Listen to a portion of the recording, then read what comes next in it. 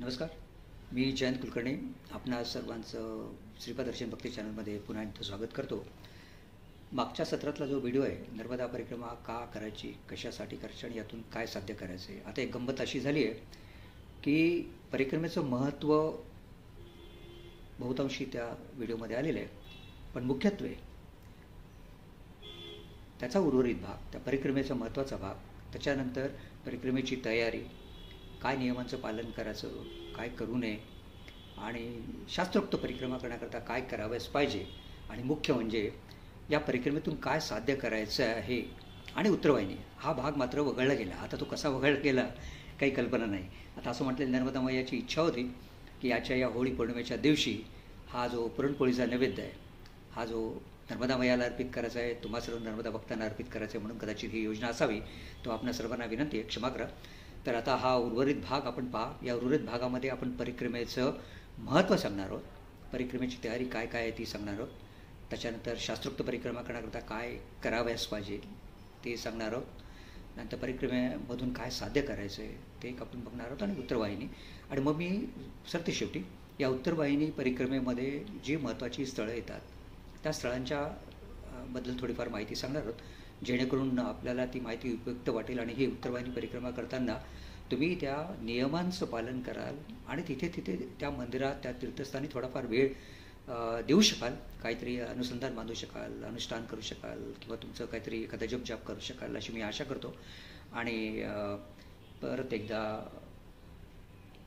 नर्मदा मैयाला, श्री स्वामी समर्थानंद दत्तात्रय महाराजांना प्रार्थना करतो की त्यांनी आपल्या सर्वांवर अखंड प्रेमाचा आणि भक्तीचा वर्षाव करावा. हे बोलून मी माझ्या शब्दांना विराम देतो. चला तर मग आता उर्वरित व्हिडिओ पहा. नमस्कार. नर्मदे नर्मदे अवधूत चिंतन श्री गुरुदेव दत्त.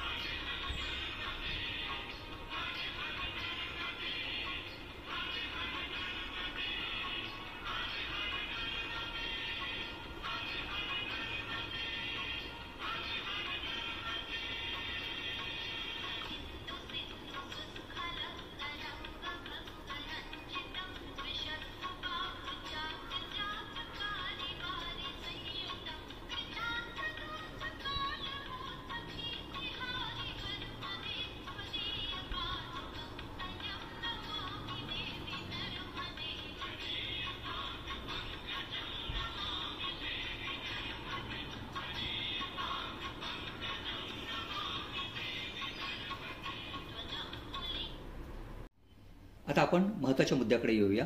ही नर्मदा परिक्रमा का आणि कशासाठी करायची, म्हणजे थोडक्यात या नर्मदेच्या परिक्रमेचं काय महत्त्व आहे ते आपण जरा बघूया. आता जसं आपण अगोदरच्या सत्रामध्ये सांगितलं होतं, अगोदरच्या सत्रात आपण म्हटलं होतं की ही परिक्रमा का करावी. आता याच्यातले काही मुद्दे काय आहेत. एक वैदिक सांस्कृतिक कारण आहे, अनेक कारणे, वैदिक सांस्कृतिक कारण आहे, भौगोलिक कारण आहे, प्राचीन ऐतिहासिक कारण आहे, नैसर्गिक कारण आहे किंवा वैज्ञानिक कारण आहे आणि सामाजिक कारण आहे. आता वैदिक महत्त्व किंवा सांस्कृतिक कारण काय, तर आपण अगोदरच पाहिलं होतं ही नर्मदा कोण आहे, तर ही शिवकन्या आहे.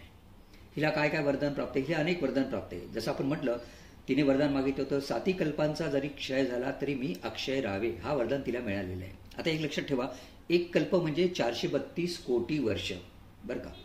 एक कल्प म्हणजे 432 कोटी वर्ष. अशा 7 कल्पांचा क्षय झाला तरी ती अक्षय राहते. म्हणजे फार मोठी नदी आहे. ही एकच नदी आहे जी अक्षय राहते. जेव्हा 7 कल्पांचा क्षय होतो तेव्हा असं म्हणता येईल पर्वत, जंगल, सगळ्या गोष्टींचा क्षय होतो. 7 समुद्र सम्मिलित होतात आणि सगळीकडे जलप्रवाह होतो. सगळ्या गोष्टी भगवंत आपल्या उदरामध्ये समाविष्ट करतो आणि मग नंतर परत ते चक्र चालवतो. पृथ्वीची उत्पत्ती, मग तिचं स्थिती म्हणजे तिचं पालन, आणि मग परत तिचा संहार म्हणजे प्रलय किंवा लय, आणि परत समाविष्ट होणं भगवंतामध्ये. तर हे घटिका यंत्र जसं माऊलीने म्हटलंय तसं हे घटिका यंत्र सतत चालू राहतं. तर ही कोण आहे? नर्मदा शिवकन्या आहे आणि हिला हा वरदान प्राप्त आहे. अजून काय वरदान प्राप्त आहे? तिच्या दर्शनाने त्रिविध ताप नाहीसे होतात. जसं त्यांनी सांगितलं की गंगेच्या एक वेळच्या स्नानाने जर पापाचा क्षय होतो तर माझ्या केवळ दर्शनाने माणसांच्या त्रिविध तापांचा नाश व्हावा किंवा पाप नष्ट व्हावे. आता हे त्रिविध ताप कुठले? आध्यात्मिक ताप, अधिभौतिक ताप आणि अधिदैविक ताप. तर आध्यात्मिक ताप म्हणजे काय? जे शारीरिक व्याधी किंवा मानसिक व्याधी किंवा शारीरिक ताप आणि मानसिक ताप. आता हा आपल्या प्रारब्धानुसार किंवा वर्तमान कर्मानुसार येतो. तर त्याचं निराकरण होणं किंवा ते ताप तो नष्ट होणं केवळ ईशा दर्शनाने होऊ शकतं. अधिभौतिक म्हणजे काय? इतरांच्यापासून होणारा त्रास, म्हणजे इतर जंगली जानवर म्हणा किंवा इतर काही म्हणा, काही कुठले दोष असेल तर ते म्हणा किंवा आपल्या शत्रूपासून म्हणा वगैरे वगैरे, हे सगळे झाले आदिभौतिक. आणि आदिदैविक म्हणजे निसर्गापासून होणारा त्रास. म्हणजे काही वेळा निसर्गाचा कोप होतो बघा, तर त्यामुळे जसं आपण प्रलय येणं म्हणणं किंवा आपलं जसं जिवंत उदाहरण कोरोनाचं, म्हणजे प्रकृतीपासून ज्या प्रकृतीचा तुम्ही घात करता, जसं आपली झाडं कापली जातात अनेक, बरोबर, आपण वृक्ष लावत नाही, तर याचा परिणाम काय होतो? अतिशय हीट वाढते, ओझोन लेअरचं पण हे वाढतं, त्याच्यामुळे काय होतं? माणसाला अनेक रोग होऊ शकतात, बरोबर आहे. तर हा वातावरणातला जो बदल आहे तो आपल्या प्रकृतीला घातक असतो. तर या त्रिविध तापांचा नाश नर्मदेच्या केवळ दर्शनाने होतो, असं याचं महत्त्व आहे. आणि असंही सांगितले, तिने वर मागितलंय की माझ्या किनारी जर कुणाला मृत्यू आला तर त्याला शिवलोकाची प्राप्ती व्हावी. म्हणजे परिक्रमा करताना किंवा इतर वेळी पण जर कुणाला तिथे अचानक त्याचा मृत्यू आला तर त्याला शिवलोकाची प्राप्ती होऊ शकते. जशी ही नदी कशी आहे? ही जीवनदायी आहे, आनंददायी आहे आणि मोक्षदायी आहे. लक्षात ठेवा, ही वैराग्याची देवता आहे. जसं भगवान शिव हे वैराग्याचं प्रतीक, तशी वैराग्याची देवता आहे. त्यामुळे ही तुम्हाला भौतिक गोष्टी देण्यापेक्षा अलौकिक गोष्टी देईल, जशी जीवनदायी आहे, आनंददायी आहे, मोक्षदायी वगैरे. आता असं प्रचलित आहे, पुराणामध्ये म्हटले रेवा तीरे तपक कुर्या. याचा अर्थ काय? अनेक देवदेवता ऋषीमुनींनी या ठिकाणी तप केले. आता कोणी कोणी केले देवतांपैकी? ब्रह्मदेवाने तप केले, ते ब्रह्मावर्त ठिकाण आहे. त्याच्यानंतर नारदांनी तप केले, ती तपोभूमी म्हणजे गरुडेश्वर, जिथे आपल्या थोरले महाराज म्हणजे तेबेस्वामी महाराजांची, वासुदेवानंद स्वामी महाराजांची तिथे समाधी आहे. त्याचा 23वा चातुर्मास तिथेच होता. इंद्राने तपश्चर्या केली ते इंद्रेश्वर, वरुणाने तपश्चर्या केली ते वरुणेश्वर. तर इंद्रेश्वर, वरुणेश्वर म्हणजे या सगळ्या देवदेवतांनी काय केल्यानंतर भगवान शिवांची आराधना केली, तपश्चर्या केली, त्यांना प्रसन्न करून घेतलं आणि त्यांच्या नावाने शिवलिंग स्थापन केलं आणि त्या तीर्थाला त्याप्रमाणे नाव पडलं. जसं आता ब्रह्माने शिवलिंगाची स्थापना केली तर ते ब्रह्मावर्त म्हणून प्रसिद्ध झालं, जे ब्राह्मण गावामध्ये आहे. ते सगळं आपल्या तीर्थामध्ये पुस्तकामध्ये दिलेलं आहे, दुसरा व्हिडिओ पण येईल. इंद्राने केलेले ते इंद्रेश्वर, वर्णाने केले ते वर्णेश्वर. ही इंद्रेश्वर वर्णेश्वर ठिकाणं आपल्याला उत्तरवाहिनीमध्ये लागतात. सूर्याने तपश्चर्या केली ते रवितीर्थ पण तिथे अतिशय महत्त्वाचं आहे. तसंच राम लक्ष्मणाने ज्या ठिकाणी तपश्चर्या केली ते कपितीर्थ. हनुमंताने तपश्चर्या केली ते ओरवी संगम, तिथे हनुमंताने तपश्चर्या केली आहे. ते या सगळ्या देवतांनी इथे तपश्चर्या केली आहे. अनेक ऋषींनी तपश्चर्या केली आहे. म्हणजे तुम्ही नर्मदाष्टक जर बघितलं तर जी नर्मदाष्टकाची रचना आदी जगद्गुरू शंकराचार्याने केली, त्याच्यामध्ये त्या आरतीमध्ये किंवा अष्टकामध्ये पण या सगळ्या ऋषीमुनींची नावं येतात. आता कोणी कोणी केली आहे? मार्कंडे मुनींनी. आता अगोदर सांगितलं मार्कंडे मुनींना हे सगळं ज्ञान कोणाकडे झालं? षडानंद किंवा स्कंद म्हणजे कार्तिकेयाकडनं हे ज्ञान मिळालं आणि मार्कंडेय ऋषींनी याची परिक्रमा केली. त्या मार्कंडेय ऋषींनी तपश्चर्या केली, अत्रींनी केली, गौतम ऋषींनी केली, कपिल मुनींनी केली, भृगु ऋषींनी केली, पिप्पलादी ऋषींनी केली, सनत कुमाराने केली, कश्यप ऋषींनी केली, दुर्वास ऋषींनी केली, अनेक ऋषींनी केली. तर ही काय थोडक्यात सांगायचं म्हणजे नर्मदेचा किनारा ही काय तपोभूमी आहे, आनंदभूमी आहे, परमानंद भूमी आहे. म्हणजे जेव्हा तुम्ही नर्मदा परिक्रमा करता, लक्षात ठेवा वाहनाने परिक्रमा म्हणता येत नाही. वाहनाने त्याला आपण यात्रा म्हणू शकतो. जसं आपण चारधाम यात्रेला जातो ना, किंवा जगन्नाथपुरीला जातो किंवा इतर ठिकाणी जातो, काशी म्हणा, प्रयाग म्हणा, गया म्हणा, ही पण तीर्थस्थान आहे, बरोबर आहे. तर यांना आपण यात्रा म्हणूया, परिक्रमा नाही म्हणतात. परिक्रमाचा अर्थ प्रदक्षिणा म्हणजे चालत जाणं, लक्षात ठेवा. पण ज्यांना शारीरिक क्षमता नाही ते वाहनाने परिक्रमा करू शकतात आणि ज्यांना ती पण क्षमता नाही ते एक दिवसाची उत्तरवाहिनी करू शकतात. ठीक आहे. तर याप्रमाणे या भूमीला काय म्हटलंय? तपोभूमी, आनंदभूमी, परमानंद भूमी असं म्हटलंय. आता याच्यात काय महत्त्वाचं गोष्ट म्हणजे जसं हिने जे वरदान मागितलेले आहे तेव्हा एक दिवस गंगा भगवान शिवांच्याकडे गेले आणि म्हणाले तुम्ही जे वरदान दिलं त्याप्रमाणे लोक त्यांची पापं धुण्याकरता नष्ट होण्याकरता माझ्यामध्ये स्नान करतात, त्यामुळे मी मलिन होते, तर मी कशी पवित्र होऊ? तर भगवान शिवांनी तिला हसून सांगितले की तू नर्मदेला जाऊन मिळ. तर त्याप्रमाणे रथसप्तमीला म्हणजे नर्मदा जयंतीला सर्व नद्या येऊन नर्मदेला मिळतात. तर ही गंगा नदी पण स्वतःला पुण्यवान पवित्र करण्याकरता ती नर्मदेला येऊन रथसप्तमीला मिळते. अशा नर्मदा नदीचं आपण म्हणता येईल की महत्त्व आहे. बरोबर आहे. आता आपण काय कोणाची तुलना करत नाही. या नर्मदा नदीची तुलना इतर नद्याशी करून कोण श्रेष्ठ कोण कनिष्ठ याच्यावर आपण काही नजर घालत नाही की याचा काही आपण विचार करत नाही. फक्त या नर्मदेचं महत्त्व काय त्या दृष्टीने महत्ती काय त्या दृष्टीने आपण विचार करतो. आता असंही प्रचलित आहे की 1000 जन्मांची पुण्याई असेल तर नर्मदेचं दर्शन होतं, लाखो जन्मांची पुण्याई असेल तर शास्त्रोक्त नर्मदा परिक्रमा होते आणि कोटी जन्माची पुण्याई असेल तर नर्मदेच्या किनारी जन्म होतो. आता त्याप्रमाणे आपण विचार करूया. एक लक्षात ठेवा, ही नर्मदेची परिक्रमा आपल्यावर अवलंबून नाही आहे. आपण किती इच्छा केली, आपण इच्छा फक्त करू शकतो, पण जोपर्यंत नर्मदा मैयाची इच्छा नाही तोपर्यंत तुम्ही परिक्रमेला जाऊ शकत नाही. आणि हे लक्षात ठेवा, जोपर्यंत जेव्हा परिक्रमेला जाता आणि तुम्ही मी आणि माझं किंवा अहंकार जोपर्यंत तुम्ही सोडत नाही, जोपर्यंत समर्पित भावना नसते, जोपर्यंत भावभक्ती नसते अंतःकरणामध्ये, तेव्हा ही परिक्रमा पूर्ण होत नाही. काहीतरी अडथळे येतात. आणि जसं म्हटलं की ही जर परिक्रमा जरी पूर्ण झाली तर कुठेतरी तुमचं पूर्वजन्मीचं पुण्य असं म्हणता येईल की त्या पुण्यामुळे ते झालं, पण तुम्हाला जो मिळणारा आनंद आहे आणि त्या परिक्रमेमधून जे काही साध्य करायचं आहे ते कदाचित मिळणार नाही. तर लक्षात ठेवा, ही परिक्रमा करताना पूर्ण सरेंडर भाव पाहिजे, भक्ती पाहिजे, इच्छा पाहिजे. त्या विषयाकडे आपण नंतर येऊ. आता जसं म्हटलं की ही नर्मदा मैया सर्व क्षेत्रांना पावन करते. जसं गंगा नदी ही कणखलला म्हणजे हरिद्वार काशी प्रयाग याला पावन करते, तर सरस्वती जशी कुरुक्षेत्रमध्ये, तशी ही सर्व ठिकाणी वाहत आहे. त्यामुळे ही सर्व क्षेत्र सर्व ठिकाणाला काय करते, पावन करते. आता असंही प्रचलित आहे की हिच्या किनारी 60 करोड 60 हजार तीर्थ आहेत. आता विचार करा, एवढी तीर्थ आहे म्हटल्यानंतर तीर्थांचं महत्त्व आलंच. तीर्थांचं महत्त्व आलं म्हणजे तुम्ही असं म्हणतात, जर घरी एखाद्याने स्नान संध्या केली, एखाद्याने जर त्रिकाळ संध्या घरी केली किंवा एखाद्या ग्रंथाचं पठण केलं किंवा एखादा जर जप केला, तर घरात असणारा जप, नदीच्या किनारी केलेला जप, तीर्थस्थानी केलेला जप आणि सान्निध्याने केलेला जप या पुण्यामध्ये फार मोठा फरक आहे. म्हणजे उच्च कोटीचा फरक कुठे, जिथे हरिसान्निध्याने परमेश्वर सान्निध्याने एखादा जप केला किंवा संध्या केली किंवा काही अनुष्ठान केलं तर त्याचं पुण्य अधिक पट आहे. तसंच या नर्मदेच्या किनारी जर येऊन तुम्ही त्रिकाल संध्या केली किंवा एखादा जप केला, जपाची माळ ओढली किंवा अनुष्ठान केलं, तर हे खूप पुण्यप्रद आहे असं म्हणता येईल किंवा फळ त्याचं तुम्हाला चांगलं मिळू शकतं. लक्षात ठेवा, भौतिक नाही म्हणत मी, अलौकिक दृष्टीनं म्हणतो. आता हे प्रदक्षिणेचं महत्त्व आपण सगळ्या ठिकाणी पाहिलंच आहे. प्रदक्षिणेचं महत्त्व काय, परिक्रमा म्हणजेच काय प्रदक्षिणा. तर आता आपण आपला हा श्लोक प्रचलित आहे.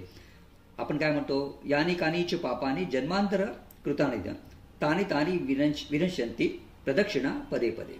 याचा अर्थ काय होतो, याचा अर्थ असा होतो की आपण जी काही पापं केली आहे त्या जी आपण प्रदक्षिणा करतो, आपण स्वतःभोवती घाली लोटांगण वगैरे म्हणतो ना आपण, ते तर प्रदक्षिणा करतो, याचा अर्थ काय होता, आपण झालेल्या पापातनं त्याचा क्षय होतो.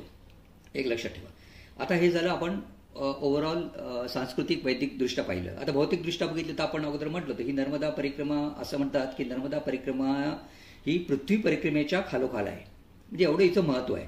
आता अनेक सत्पुरुष तापसी संन्यासी सगळेजण देव वशात आपल्याला भेटतात वगैरे वगैरे. नाही तो त्याच्यात अजून एक महत्त्वाची गोष्ट होती की याच्यात आपल्याला काय साध्य होतं, तर मैलाची जेव्हा आपण पायपीट करतो, म्हणजे जेव्हा आपण पायी परिक्रमा करतो, तेव्हा आपल्याला आपल्या देहाची क्षुद्रता पटते. म्हणजे आपल्याला लक्षात येतं की आपण किती क्षुद्र आहोत. म्हणजे आपला जो अहंकार असतो तो सगळा गळून पडतो. आपल्या ज्या उपाधी आहेत, म्हणजे तुम्ही CEO असा, CI असा, कोणी असा, सगळी तुमच्या उपाधी गळून पडतात. जोपर्यंत तुमचं मी आणि माझे पण हे सगळं करते पण जर गळून पडत नाही, जोपर्यंत तुम्ही पूर्ण शरणागती पत्करत नाही, सरेंडर करत नाही, तोपर्यंत तुम्हाला तुमची परिक्रमा करणं कठीण जातं. लक्षात ठेवा. आणि मन विरक्त होणं फार महत्त्वाचं आहे. त्यामुळे या परिक्रमेमध्ये काय होतं की मनाला शांतता लागते, चित्ताला शुद्धता येते आणि हळूहळू मनात विरक्ती निर्माण होते. बरं का, ही गोष्ट अगदी प्रत्यक्षात अनुभवाला प्रत्येकाला येईलच. ते या दृष्टीने होते. नंतर आपण जर बघितलं की याच्यात काय होतं, निसर्गाची, जनजीवनाची सगळ्यांची ओळख होते वगैरे, ज्ञानाच्या कक्षा रुंदावतात, दृष्टी व्यापक होते. थोडक्यात म्हणजे मन एकाग्र होतं वगैरे वगैरे. आता याच्यात आपण जर बघितलं भौगोलिक कारण काय, जसं आपण अगोदर म्हटलं तर की ही नदी, हिचा उगम कुठे झाला, हिचा अमरकंटक येथे नर्मदा कुंडामध्ये ही प्रगट झाली. आता हे कुठे आलं, विंध्याचल पर्वत आणि सातपुडा पर्वत. तर विंध्याचल पर्वत आणि सातपुडा पर्वताच्या रांग असलेल्या अमरकंटक येथील नर्मदा कुंडात ही प्रगट झाली. आणि ही नर्मदा नदी ही जगातली सर्वात 5वी मोठी नदी आहे. हिची लांबी सर्वात जास्त लांबीची आहे. ही 1310 किलोमीटर दक्षिण तट, 1310 किलोमीटर उत्तर तट. म्हणजे तसं बघितलं तर परिक्रमेचं अंतर हे 2620 किलोमीटर असायला पाहिजे, पण सरदार सरोवर मुळे हे अंतर साधारणतः 3500 किलोमीटरचं झालेलं आहे. नंतर ही नदी पूर्वेकडून पश्चिमेला वाहते, म्हणून हिला पश्चिम वाहिनी असं म्हटलेलं आहे. हिच्या किनारी अनेक प्राचीन शहरं आहेत ज्यांनी इतिहासाची साक्ष आहे, ते इतिहासाचे साक्षी आहेत नर्मदा नदी असं म्हणता येईल. त्यामुळे हे भौगोलिकदृष्ट्या जर बघितलं तर या नदीचं महत्त्व आहे. आता ऐतिहासिक दृष्ट्याने बघितलं तर हिच्या स्थानी जसं म्हटलं प्राचीन शहर आहेत. कुठले कुठले शहर आहेत तर महेश्वर आहे. महेश्वर जे महेशमती राजाने वसवलेलं हे शहर. अहिल्याबाई होळकरांची ही राजधानी, जिथे अहिल्याबाई होळकरांचा वाडा आहे, इथे राजराजेश्वर मंदिर आहे, जिथे दत्त महाराजांनी अर्जुनाला सहस्रार्जुनाला दर्शन दिलं वगैरे वगैरे, शस्त्र हात दिले वगैरे. आणि इथे सहस्रार्जुने नर्मदा मैयाचा प्रवाह अडवण्याचा प्रयत्न केला. ते शस्त्राधार तिथेच आहे. हे मोठं खादी ग्रामोद्योग सेंटर आहे, त्यामुळे तुम्हाला अनेक सुंदर साड्या स्त्रियांसाठी उपलब्ध येते, त्या घेऊ शकतात. त्या एक महत्त्वाचं पॉईंट ऑफ आकर्षण आहे असं म्हणता येईल. आणि सर्वात महत्त्वाचं म्हणजे शंकराचार्य, आदी जगद्गुरू शंकराचार्य आणि मंडन मिश्रांचं हे शास्त्रार्थाचं स्थान आहे. इथे शास्त्रार्थ झालं होतं, तर असं हे स्थान आहे. तसंच दुसरं ऐतिहासिक ठिकाण कुठलं तर मंडलेश्वर, जिथे मंडन मिश्र राहत होते त्यांच्या नावाने हे मंडलेश्वर नाव पडलं. तिथे दत्त महाराजांची सुंदर मंदिरे वगैरे आदल्या याच्यात अगोदरच्या याच्यात आपण दाखवलं होतं. रावेरखेडी, तिथे बाजीराव पेशव्यांची समाधी वगैरे. मांडवगड, राणी रूपमतीचा महाल आहे वगैरे. मांडवगडला चतुर्भुज राम मंदिर वगैरे वगैरे. तर अशी ही ऐतिहासिक स्थाने तिथे आहेत, अनेक ऐतिहासिक स्थाने आहेत. नैसर्गिकदृष्ट्या बघितलं तर सगळा परिसरीचा मोहक आहे. निसर्गाने म्हणजे असं एखाद्याला भूल पडेल. नर्मदेच्या किनारी जेव्हा तुम्ही पायी परिक्रमा करायला जाल तर नर्मदेच्या तुम्ही प्रेमात पडाल, निसर्गाच्या तुम्ही प्रेमात पडाल.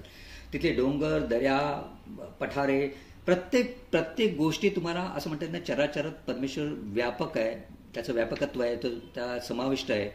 त्याची तुम्हाला कुठेतरी असं म्हणतात अनुभूती येईल, जाणीव होईल. आता वैज्ञानिक दृष्ट्याने बघायला म्हटलं तर हिच्याकडे अनेक औषधी वनस्पती आहे. इव्हन आता मागच्याच्यात आपण असं बघितलं होतं, मार्कंडेय ऋषींनी राजा युधिष्ठिराला सांगितलं होतं नर्मदेचं जल हे अमृतमय आहे, त्याच्यामुळे अनेक मानसिक व्याधी, शारीरिक व्याधी पण निघून जाऊ शकतात.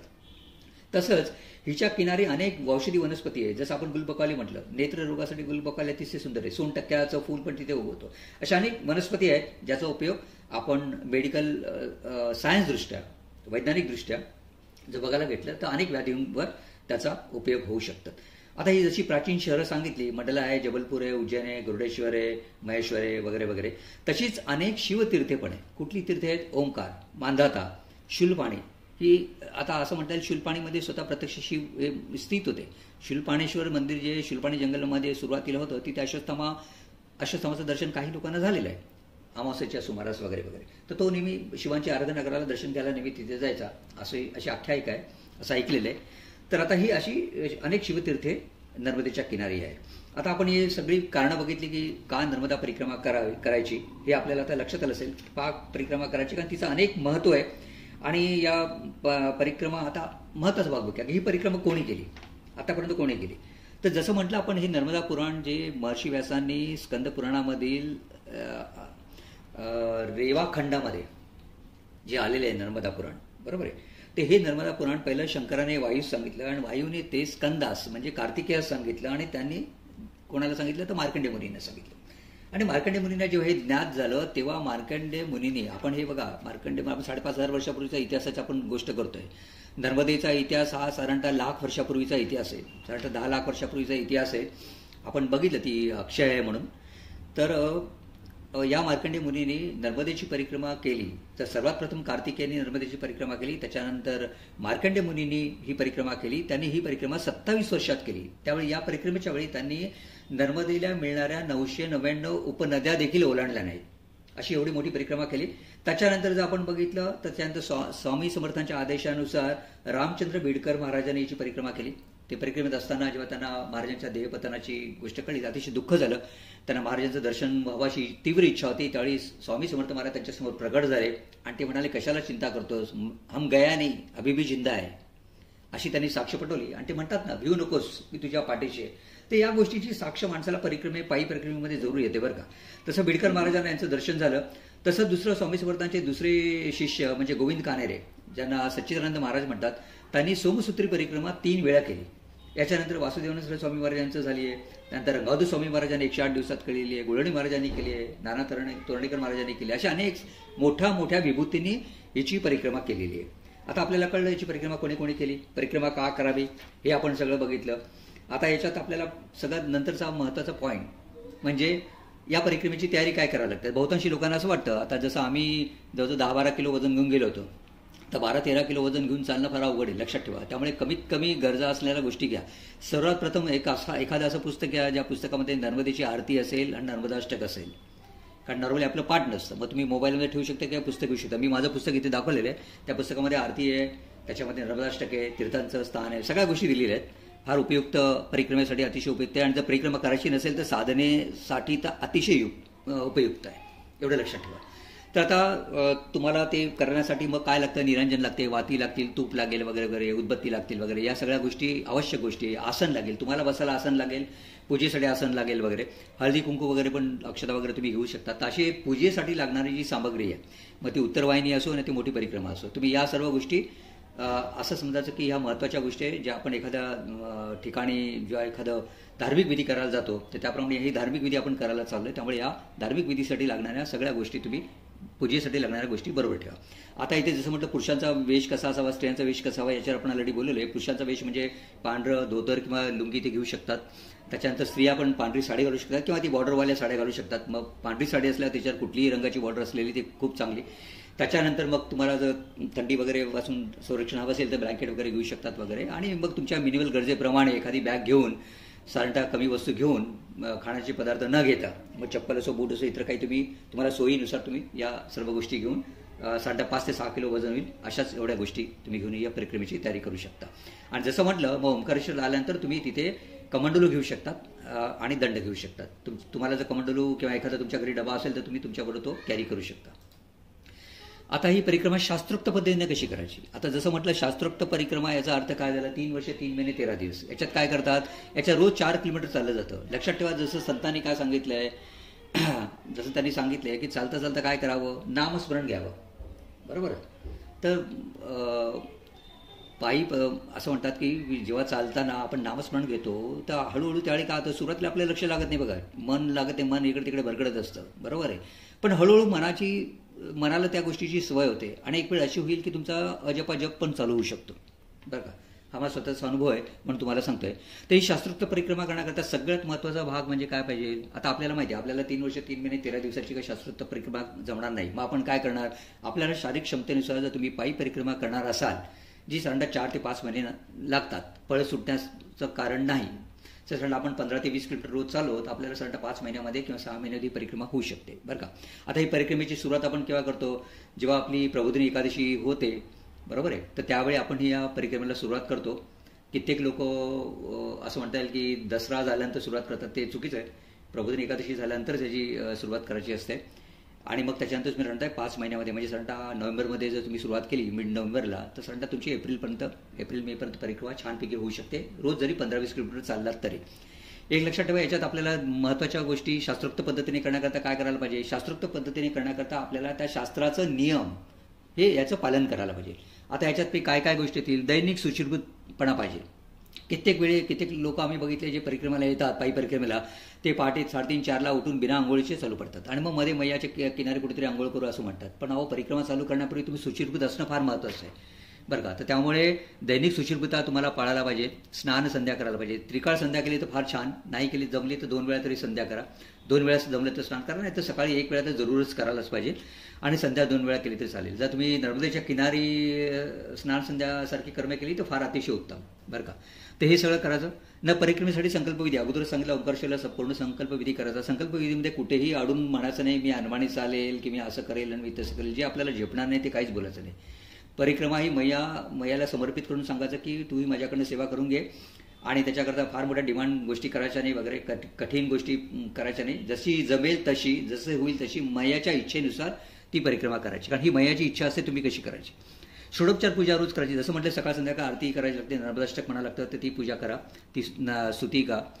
त्याच्यानंतर सूर्योदयाला परिक्रमा सुरू करायची. बघा, जसं म्हटलं काही लोक सूर्योदयापूर्वीच चालू पडतात, तसं नाही करायचं. इव्हन उत्तरवाहिनीमध्ये मी तर असं म्हणेल की संकल्प जो असतो, काही जण असं म्हणतात रात्री संकल्प करावा आणि दुसऱ्या दिवशी सकाळी 3:30ला 4ला पहाटे उठून उत्तरवाहिनी परिक्रमा चालू करायची. म्हणजे आपण साधारण 9-9:30 पर्यंत परत येतो आणि मग सगळं कन्यापूजन भोजन झालं की आपण पुढच्या स्थानाला जायला मोकळे. तसं करायचं नाही, कारण परिक्रमेचे नियम सूर्योदयानंतरच चालू करायचे. म्हणजे याचा अर्थ संकल्प तुम्ही करायचा सकाळी पहाटे उठून, मग तुम्ही 4 वाजता करा, 4:30ला करा आणि मग 5:30ला जेव्हा सूर्योदय होते त्यावेळी तुम्ही चाला.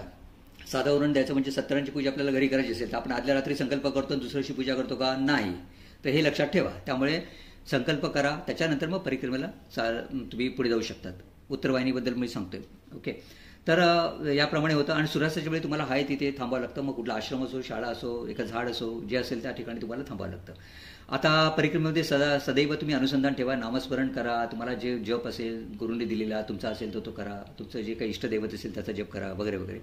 मौन ठेवा, म्हणजे शक्यतो तुम्ही कोणाची टिंगलटवाळी करण्यात वेळ घालवणार नाही. एखादं अनुष्ठान करा, एखादं ग्रंथाचं पारायण करा, गजानन महाराजांच्या ग्रंथाचं पारायण करा, कुठलेही करा. नंतर रोज एक अध्याय वाचा. ते नाही जमलं तर रोज 10 ओव्या तरी वाचा. स्तोत्र शिवस्तुती गा. आता असं आमच्या एका सिद्ध पुरुषाने सांगितलं होतं की नर्मदेच्या किनाऱ्यावर चालत असेल, तिचं मैयाचं दर्शन असेल तर नर्मदेचं एखादा मंत्र म्हणा किंवा शिवाचा पंचाक्षरी मंत्र ओम नमः शिवाय तुम्ही म्हणू शकता आणि जप करू शकता वगैरे, बरं का.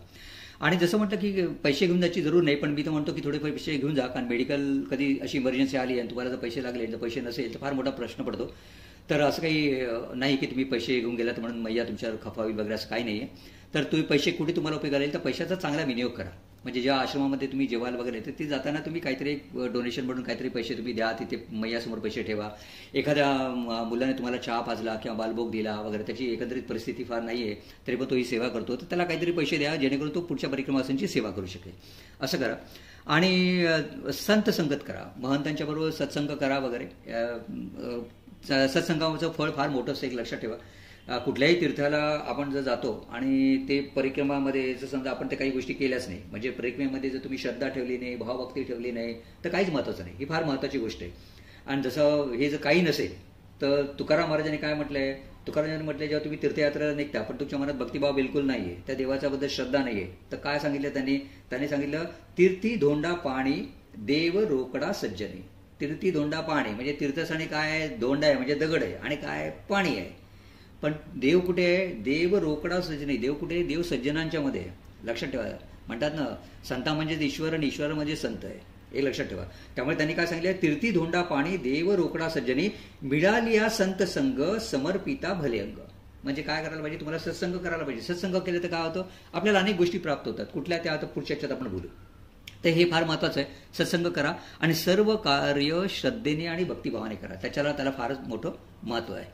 आता परिक्रमेदरम्यान कुठल्या गोष्टीचं पालन करायचं फार महत्त्वाची गोष्ट आहे. ब्रह्मचर्य व्रत, शारीरिक मानसिक दोन्ही आलं पाहिजे. आहारावर नियंत्रण पाहिजे. उगीच उठसूट खात सुटू नका, बरं का. आहारावर नियंत्रण ठेवा. पांढरे स्वच्छ शुभ्र कपडे घाला, म्हणजे आपल्याला स्वतःला एक पवित्रता वाटेल.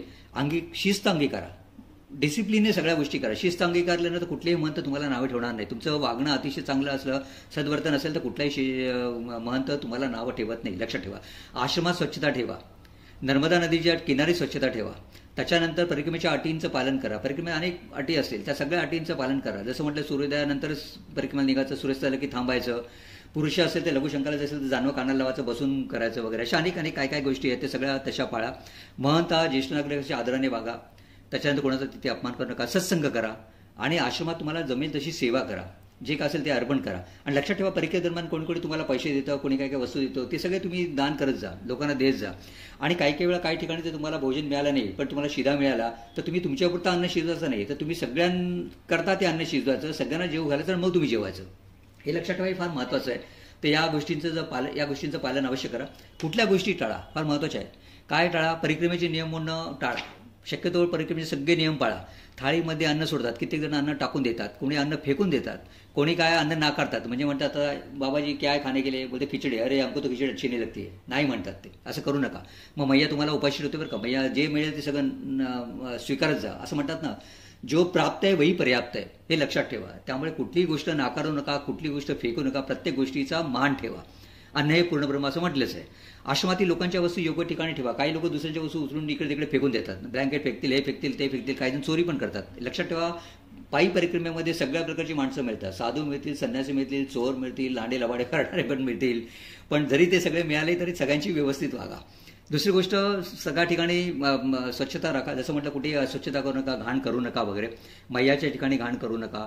लोकांच्या नजरेतील असं दुर्वर्तन करू नका. शिवीगाळ करू नका. राग व्यक्त करू नका. भांडाभांडी करू नका. पुष्कळ लोक भांडतात बरं का, ते काही करू नका.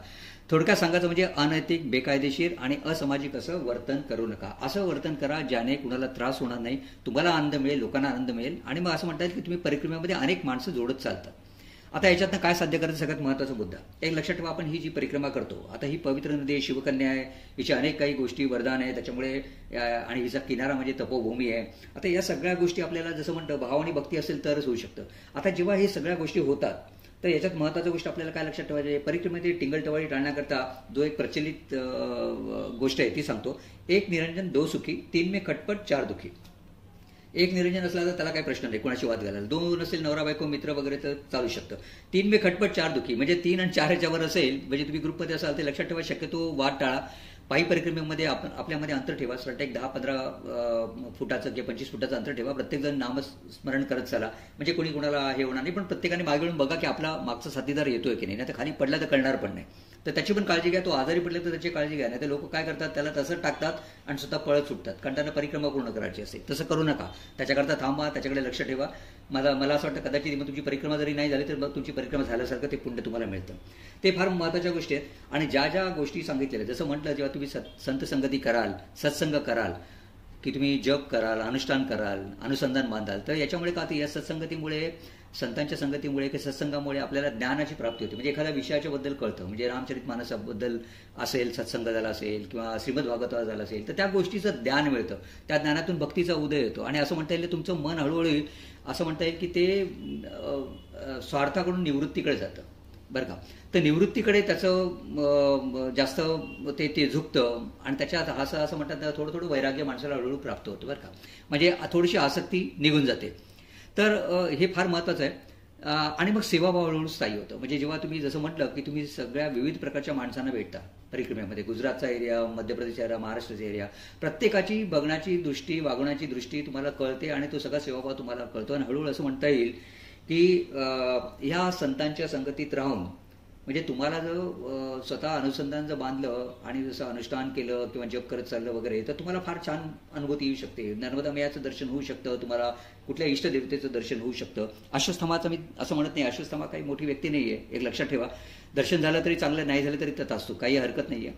कारण आपण काय नर्मदा परिक्रमेला अश्वत्थामाला भेटण्याकरता काय निघत नाही. लक्षात ठेवा कित्येक लोक परिक्रमेमध्ये अश्वत्थामा भेटतो म्हणून परिक्रमा करायला निघतात. मग मैया काय करते त्यांना शिल्पणा जंगलात फिरवते आणि शोध म्हणते अश्वत्थामा तुला हवा असेल तर. कारण तुम्ही नर्मदा मैयासाठी जातच नाही ना, तुम्ही अश्वत्थामासाठी जातात. त्यामुळे अश्वत्थामाला बाजूला ठेवा. तो भेटला तर चांगली गोष्ट आहे, नाही भेटला तर त्याचा असो. मी तर म्हणेन तो जो भेटला तर त्याच्याशी गप्पा मारा, त्याला विचारा तो 5,500 वर्षापूर्वीचा सगळा इतिहास सांगतो का. मग तुम्ही सांगू शकता छातीटोकपणे हो तो माझ्याशी 1 तास बोला आणि त्याने मला संपूर्ण महाभारताचा इतिहास सांगितला आणि त्याने सांगितलं त्याने काय काय कृत्य केलं, माझ्या डोळ्यासमोर पूर्ण महाभारत उभं राहिलं. मग मी म्हणेल हो तुम्हाला अश्वत्थामा भेटला. नाही तर आपल्या जगन्नाथ कुंट्यांनी सांगितलं होतं ना, मी पडलो घसरलो, कोणतरी हात आला मोठा आणि त्याने मला काढला आणि तो गेला, तो पाठमोर होता. मग मी असं म्हटलं कदाचित तो अश्वत्थामा असावा. छातीटोकपणे त्याने सांगितलं नाही की तो होता म्हणून मी म्हणतो की जर तो असेल तर त्याच्याशी चर्चा करा, समजून घ्या. कारण अनेक लांडे लुबाडे लोक पण भेटतात बरं का, लक्षात ठेवा. त्यामुळे तो असेल तर त्याच्याकडनं जाणून घ्या. खूप चांगली गोष्ट आहे. जाणून घेतल्यावर तुमच्यामध्ये काय परिवर्तन घडतं असं तुम्हाला भेटल्यानंतर हे फार फार महत्त्वाचं आहे. लक्षात ठेवा. कारण तो पण आता सगळ्यांची सेवा वगैरे करतो भगवंतांच्या आदेशानुसार, तर त्याप्रमाणे तुमच्यामध्ये पण ते सेवावर्तन आलं पाहिजे. आता संतांच्या संत संगतीने काय होतं, संतापायी माथा ठेविता सद्भावे तेणे भेटे देवा पाप. त्यामुळे संतांची संगती लागली की आपापच तुम्हाला दर्शन मिळेल, त्याची विभूती मिळेल. परिक्रमेमध्ये हा पण अनुभव येतो बघा, जेथे जातो तेथे तू माझा सांगाते. प्रत्येक ठिकाणी ते येतं. चाले विषय हाती धरून या, वाटो चाले आम्ही तुझाचे आधार, वाहे भार सवे माझ्या. म्हणजे तुमचं वजन असतं ना ते पण तुम्हाला जाणवत नाही कित्येक वेळा. तर ही सगळी तुकाराम महाराजांनी लिहिलेली सगळी जी काही उक्ती आहे, जे काही अभंग आहेत ना, हे सगळे तिथे अनुभवाला येतात बरं का परिक्रमेमध्ये. पायी परिक्रमेमध्ये, वाहनाद्वारे नाही, उत्तरवाहिनीमध्ये नाही, लक्षात ठेवा. तर हे फार महत्वाचं आहे. तर जसं म्हटलं की हे जेव्हा तुमच्याकडे हा विश्वात्मक भाव जागृत होतो पूर्ण, जसं माऊलीने म्हटलेले आता विश्वात्मके देवे येणे वाग्यज्ञे तोषावे, तोषोनी मज द्यावे पसाय दान आहे. जे खळांची व्यंकटी सांडो तया सत्कर्मी रती वाढो, भूता परस्परे जळो मैत्र जीवांचे. म्हणजे तुम्हाला एखादा दुर्जन व्यक्ती जरी मिळाला तरी त्याच्यातलं दुर्जनत्व जातं आणि त्याच्यात काहीतरी एक सद्गुण असे, म्हणजे त्याचे दुर्गुण असेल ते जातील आणि काहीतरी सद्गुण त्याच्या पोटी राहतील. त्याला काहीतरी अशी वृत्ती त्याची चांगली होईल आणि तो देखील नामसंकीर्तन करायला लागेल. म्हणजे अशा 4 लोकांना जरी तुम्ही बोललं तर खूप परिक्रमा केल्याचं पुण्य तुम्हाला आहे. तर अशा तऱ्हेने तुमच्यामध्ये हे परिवर्तन येणं फार महत्त्वाचं आहे, लक्षात ठेवा. मग तुम्ही एक परिक्रमा केल्यानंतर तुमच्यामध्ये हे परिवर्तन येणं जरुरी आहे. त्याच्याकरता तुम्हाला 5 परिक्रमा, 11 परिक्रमा, 25 परिक्रमा करायची जरूर नाही. हा करा केव्हा, जर तुमचा संकल्प असेल तर. जर आपण कुलदेवतेला संकल्प करतो की माझी अमुक अमुक इच्छा आहे, ती इच्छा पूर्ण कर, मी तुझ्याकडे लोटांगण घालीत, मी प्रदक्षिणा घालतो, तर मग कदाचित तुमची संकल्प भौतिक अशी काही इच्छा असेल ती मागण्याची, तर तुम्ही त्याप्रमाणे 11 काय तुमच्या मनाप्रमाणे हवे तेवढ्या परिक्रमा करू शकतात. पण माझं असं म्हणणं आहे, जर एक परिक्रमा केल्यानंतर तुमच्यामध्ये जर परिवर्तन झालं नाही, हा सेवाभाव स्थायी झाला नाही, मग सेवा कुठल्या रूपाने करा, अन्नदान रूपाने करा, पैशाच्या रूपाने करा, स्वतः शारीरिक सेवा करा, तिकडे जाऊन परिक्रमांची सेवा करा. मी तर म्हणतो चातुर्मासमध्ये जाऊन तिथे बसा, त्या लोकांची सेवा करा जे शास्त्रोक्त परिक्रमा करतात, किंवा 2-2, 3-3 महिने किंवा 8 दिवस 10 दिवस जाऊन परिक्रमावासांची सेवा करा. ती पण खूप मोठं पुण्य आहे. त्या फार महत्त्वाच्या गोष्टी आहे. आता हे सगळं तुमच्या कर्मामध्ये कसं बदल आला पाहिजे, तर ही 5 प्रकारची यज्ञ आहे जीवनामध्ये. देवयज्ञ, भूतयज्ञ, मातापिता यज्ञ, ऋषीयज्ञ आणि अतिथी यज्ञ. देवयज्ञ म्हणजे देवाची पूजा षोडोपचार पूजा करणं वगैरे वगैरे, ते ऋण आपल्याला फेडावं लागतं. भूतयज्ञ म्हणजे भूत प्राण्यांवर आपल्याला दया दाखवायला लागते. परिक्रमेमध्ये आपल्याला सगळ्या प्रकारची भूतं भेटतात. याच्यामध्ये माणसाचा भूत पण भेटतो, प्लस अनेक प्राणी भेटतात जे आपल्याला काही त्रास देत नाही बघा. तर त्यांच्यावर पण दया भाव हा तुमच्या ठिकाणी स्थायी व्हायला पाहिजे. मातापितांचं ऋण तर कधी फेडता येतच नाही, तो यज्ञ एक आहे. ऋषीयज्ञ म्हणजे ऋषीने जे ग्रंथ लिहिले त्यांचा शास्त्राचा अभ्यास करावा, ज्ञानार्जन करावा, आणि जे जे आपल्याला ठाव आहे ते लोकांना सांगावं. जसं रामदास स्वामींनी म्हटले, जे जे आपणाशी ठावे सांगावे इतर जनाशी, शहाणे करून सोडावे सगळेजण अखिल जन. तर हे सगळं या उक्तीप्रमाणे पण तुम्ही वागा. आणि अतिथी यज्ञ, आता लक्षात ठेवा, अतिथी म्हणजे जो तिथी पाळत नाही, तो फोन करून येणारा नाही. तर असा कोण अचानक जर तुमच्या घरी आला तर त्याला तुम्ही पाणी द्या, त्याला बसवा, त्याचा आदर करा, सत्कार करा, त्याला काही खायला द्या वगैरे वगैरे. बरं का, याचं पुण्य फार मोठं आहे, कारण अतिथी देवो असं आपल्याकडे संस्कृती आहे, ही आपली संस्कृती आहे. तर जेव्हा त्यांना अतिथीला आपण जेव्हा तृप्त करतो, तो भगवान विष्णू तृप्त होतात, म्हणून आपली पितर तृप्त होतात. लक्षात ठेवा, अतिथी जर एकदा गेला तसाच तर परत असं म्हणतात तो परत येत नाही बरं का. गुरुक्षेत्रामध्ये हा उल्लेख आहे. स्वतः दत्त महाराज सुमती आणि अपराजांच्या घरी भिक्षा मागायला आले होते. त्यावेळी आपला पितृपत्राडा चालू होता, पण तिने काय केलं, ही भिक्षा दत्त महाराजांना वाढली. दत्त महाराजांनी तिला आपलं त्रिगुण रूपाचं दर्शन दिलं. तर त्यावेळी तिने त्यांच्याकडे एक इच्छा प्रगट केली. त्यांनी सांगितली तुला काय पाहिजे ते माग. तर त्यांनी सांगितलं की मला अशी संतती तुमच्यासारखी संतती हो. तिला ऑलरेडी 2 मुलं होती, त्यातला एक अंधुह होता आणि एक पंगू होता. पण महाराजांनी ते दिले आणि त्याप्रमाणे महाराज स्वतः तिच्या पोटी जन्माला आले. तो अवतारी पुरुष म्हणजे श्रीपाद श्रीवल्लभ स्वामी. त्यांनीच नंतर पुढे श्री नरसिंह स्वामी महाराज म्हणून अवतार घेतला आणि मोठे कार्य केलं. दत्त महाराजांच्या ग्रंथामध्ये या सगळ्या गोष्टी गुरुचित्रात येतात. तो गुरुचित्र तुम्ही बघू शकता. तसा अतिथी यज्ञ फार महत्त्वाचं. तर ही 5 यज्ञ फार महत्त्वाचे, एवढी लक्षात ठेवा. आता आपण थोडक्यात उत्तरवाहिनी नर्मदा परिक्रमा म्हणजे काय बघू. जसं म्हटलं की ही पश्चिम वाहिनी आहे, पण ही काही वेळा चैत्रमासमध्ये उत्तरवाहिनी होते. आता गंगेचं बघितलं तर गंगा उत्तरवाहिनी काशीमध्ये, म्हणून काशी क्षेत्राला फार मोठं महत्त्व आलेलं आहे. तसेच ही चैत्रमासमध्ये काही ठिकाणी उत्तरवाहिनी होते, म्हणून हिचं उत्तरवाहिनी परिक्रमा शास्त्रामध्ये सांगितलेली आहे. स्कंदपुराणात, कुर्मपुराणात प्रत्येक ठिकाणी नर्मदेचे उत्तरवाहिनी करायला सांगितले. तिचं पुण्य हे पूर्ण परिक्रमा केल्याचं पुण्य आहे असं म्हणतात. आता प्रत्यक्ष असं आहे, पायी परिक्रमा केल्याचं पुण्य फार मोठं असतं. ते जर तुम्हाला पायी परिक्रमा जमली नाही तर तुम्ही नर्मदा पुराण जरी ऐकलं तर ते सेम पुण्य तेवढंच पुण्य तुम्हाला मिळतं. लक्षात ठेवा, पुण्याकरता करायचं नाही, भाव भक्ती आहे, आपल्याला इच्छा आहे म्हणून करायचं. आता जसं सांगितलं, ही उत्तरवाहिनी ज्यावेळी होते त्यावेळी तिची परिक्रमा केली जाते. ही चैत्र मासमध्ये होते. गुढीपाड्यापासून ते चैत्र अमावस्यापर्यंत ही साधारणतः हा पिरियड असतो, आणि या पिरियडमध्ये आपण उत्तरवाहिनी ही परिक्रमा चालू करू शकतो. अगोदर सांगितले की स्कंद पुराण, मत्स्य पुराण, कुर्म पुराण मध्ये याचा उल्लेख आलेला आहे. आता ही परिक्रमा आपण करतो तर लक्षात ठेवा 3 ठिकाणी ही उत्तरवाहिनी होते. ही कुठे कुठे होते, धासड पोखर ते किटी घाटमध्ये उत्तरवाहिनी होते. पण तिथे आता जाऊन उपयोग नाही, तिथे सरदार सरोवरमुळे सगळं पाण्यात गेलेलं आहे, त्यामुळे ती परिक्रमेसाठी काही योग्य स्थान नाही आहे. रामपुरा ते तिलकवाडा सगळ्यांनाच माहिती आहे. आणि 3रं स्थान आहे मंडला से भावल मध्य प्रदेशमध्ये.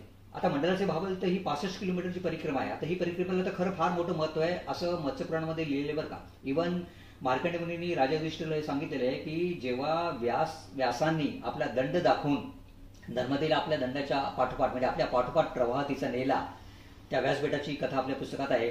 तर त्यामुळे या क्षेत्राला, या परिक्रमेला फार मोठं महत्व आलेलं आहे. आता ही परिक्रमा फार एक्सेप्शन लोक करतात ज्यांना ही गोष्टी जाणवे. पण ही 65 किलोमीटरची परिक्रमा म्हणजे परत एक तप आहे, आणि एवढं चालणं म्हणजे फार मोठं आहे.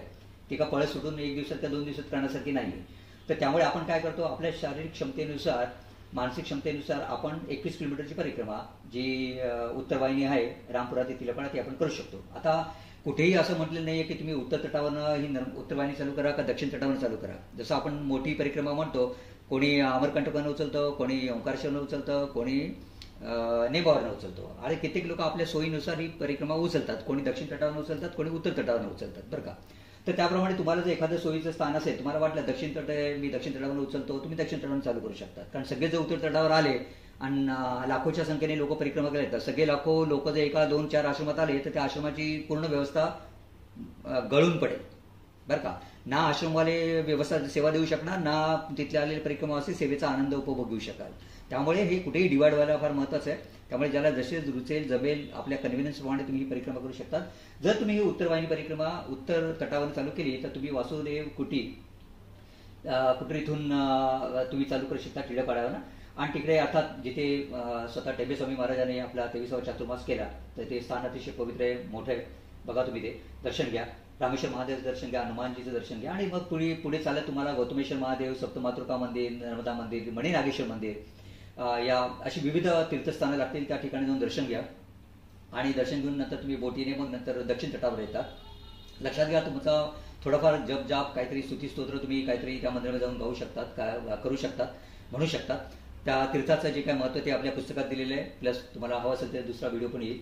पण पुस्तक असेल तर पुस्तकामध्ये सगळ्या गोष्टी डिटेलमध्ये दिलेल्या आहेत. मणिनागेश्वर तीर्थाचं काय महत्त्व आहे वगैरे वगैरे.